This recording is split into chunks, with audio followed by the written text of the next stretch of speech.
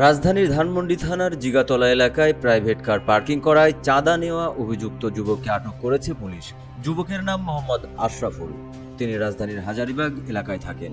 তার গ্রামের বাড়ি লক্ষ্মীপুর জেলার চন্দ্রগঞ্জে। পুলিশ জানায়, যুবকের চাঁদা আদায়ের ভিডিওটি সামাজিক যোগাযোগ মাধ্যমে ছড়িয়ে পড়ার পরেই তাকে ধরতে অভিযান চালানো হয়। সামাজিক যোগাযোগ মাধ্যম ফেসবুকে ভাইরাল হওয়া একটি ভিডিওতে দেখা যায়, সাদা শার্ট পরা এক যুবক রশিদ দিয়ে চাঁদা আদায় করছেন। এ সময় প্রাইভেট কার মালিকের সঙ্গে ওই যুবকের কথা কাটাকাটি হয়। প্রাইভেট কারে বসা এক ব্যক্তি ওই যুবককে মাস্তানি করার বিষয়ে প্রশ্ন করেন। উত্তরে যুবক বলেন, করতাছি, কোনো সমস্যা? তুই ওর সাথে মাস্তানি করবি কেন? মাস্তানি কিছু নেই এখানে।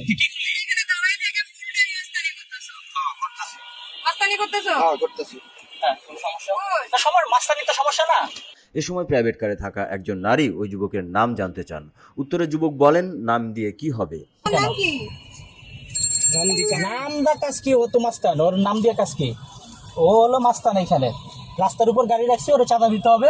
আমি চাঁদা দিলাম, তারপর হলো ওরে আমি দেখতেছি আমি কি। হ্যাঁ দেখ।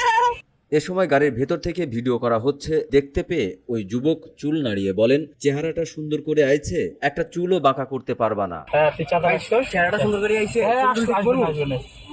তোর চোর ঠিক হবে না, যা যা যা ভাই যা। যদি একটা চুল বাঁকা করতে পারো আচ্ছা যা। এরপর যুবকটি সেখান থেকে চলে যান।